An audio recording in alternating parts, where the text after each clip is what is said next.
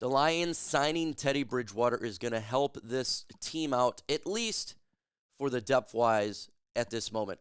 And I do agree with Dan Campbell. I think there's nothing wrong with that. It's a smart decision. Like Dan Campbell said, I don't think it's an indictment at all on Hooker.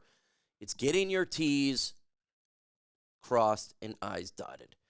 The last and the absolute last thing we need, and I don't even want to put it out there because then it's out there, is I don't even want to say the name, is Barrett Boff getting injured. That is the last thing that we need. The guy's playing at a extremely high level, MVP level caliber right now, even though it's probably going to go to Josh Allen. He's playing at a high level. And so we get injured. Him, we're in a world of hurt. That's why they brought in Teddy Bridgewater. I'm not saying it. That's why I'm not saying it, Chad, and I'm not saying it. Hey, Mike, James, Taylor, and Brent, my friends. What's up? It's Lisa DeLorenzo coming in the building. I didn't jinx it. No. I didn't jinx it, Chad. No. Didn't jinx it. So that is the reason for that. And he knows the system. Right? He was on the team last year. So he knows the system. He knows this offense. So if we need him in a pinch, we can do that. That is a good thing for the Detroit Lions on bringing Teddy Bridgewater in here and helping the Lions out. I think it's a good thing. And by the way, Teddy Bridgewater won his championship, school championship. Right? But he's pretty darn good player. I mean, your head coach is a NFL quarterback. So he unretired. He's coming back to Detroit. What do you guys think about Teddy Bridgewater coming back to the Lions? Are you for it? Or are you against it? If you're for it, put for. If you're against, put against. Let me know your thoughts in the comments below. Let's continue on with some more Lions news here. And we got some players that missed practice, and players that could be coming back. Khalif Raymond, 21-day evaluation started. Leaf probably won't be coming back on Monday versus the Vikings. I would expect it probably the Minnesota Vikings. Khalif Raymond will be back. Alex Anzalone, close to returning, folks. Alex Anzalone is close to returning. Maybe not this week. For sure next week. Jalen Reeves-Maybin, 21-day injury, started. Getting close to returning, folks. That's huge. That's huge. We got 3 players that could be coming back.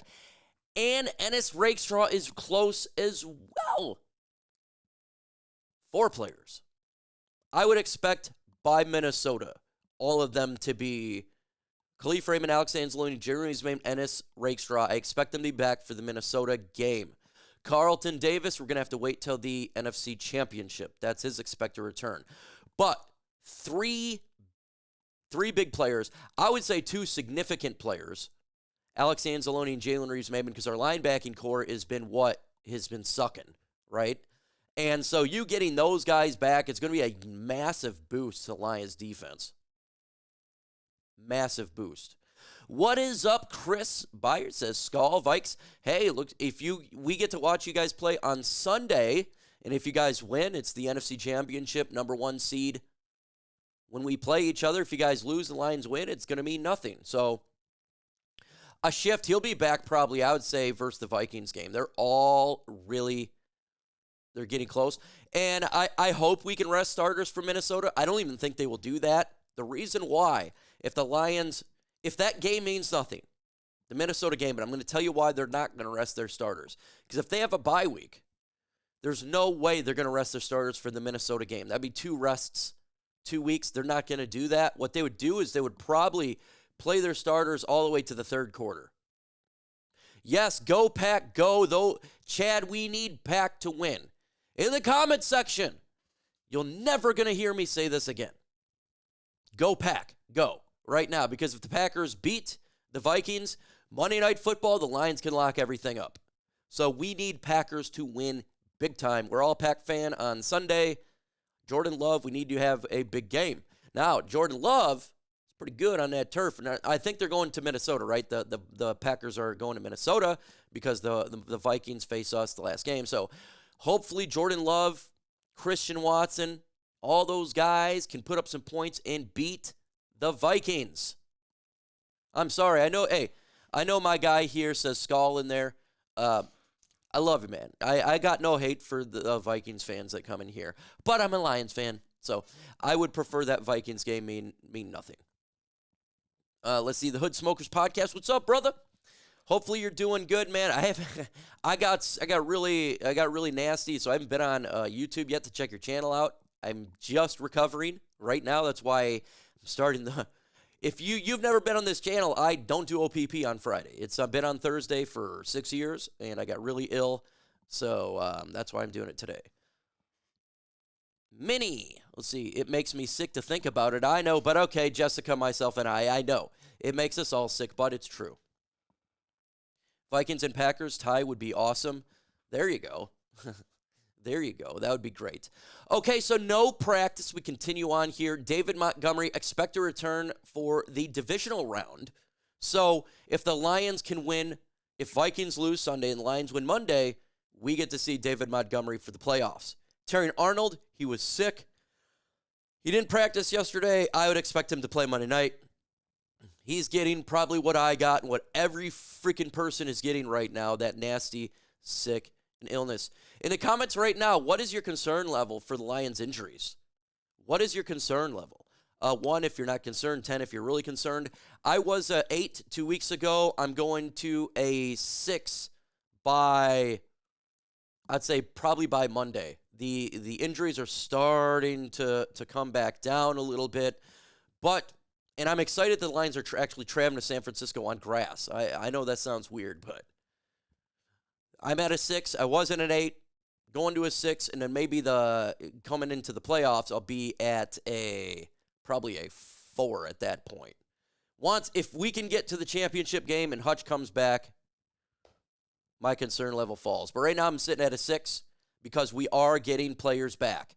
And a Futu Melifonwu will really help the Lions out significantly. So that is good. That is good.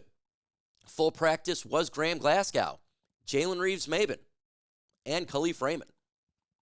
Just great news right there to see these guys starting to come back from the health front because we really, really need that. Also news here, the Lions waived Kawan Alexander, the linebacker that we picked up a couple weeks ago. And you say, why are they doing that? Because players are starting to come back from injury. This is what's going to happen. Now, I don't know if he goes to the practice squad or not, but when you got Jalen Reeves-Maybin coming back, of course, and you got Alex Anzalone coming back, of course, you're going to have to release players, the guys that just came back.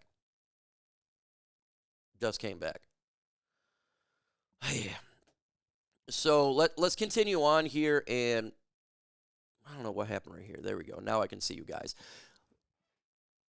Let's continue on and talk about Jameson Williams. Now, he's really, I don't know about you guys, but he is really starting to take it to the next level, right? Yeah, he could be practice squad, Quan Alexander, for sure, 100%.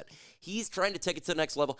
And here in about, 4 minutes, we're going to go to Q&A session so you guys can run the show. So just get ready for those hashtag Lions out there. But Jameson Williams, I know he's had some issues, and he's got to stop with these penalties. And I think that Dan Campbell, he reamed into him, and that was awesome. And guess what happened after Dan Campbell reamed into him? He really excelled. That is how you coach players on the spot. But I really start to believe that now Jameson Williams is the feels like he's kind of like he's coming into that number 1 receiver role right now. He's really doing a good job. And I'm not saying he's a number 1. I think obviously St. Brown's are number 1 wide receiver. But he is now coming into that number 1 role. He is really, really making it hard for defenses because his speed that he has in the back end is opening everything up for Tim Patrick. And Tim Patrick's star is becoming amazing. But I do think it has a lot to do with Jameson Williams' break-end speed, and defenses, they have to account for JMO. If you don't account for him, you're going to see what we just did to Chicago, right? Play action, 82-yard bomb. And it is really open it up for everybody else. But that's because Jameson Williams is doing a really good job. His routes are great.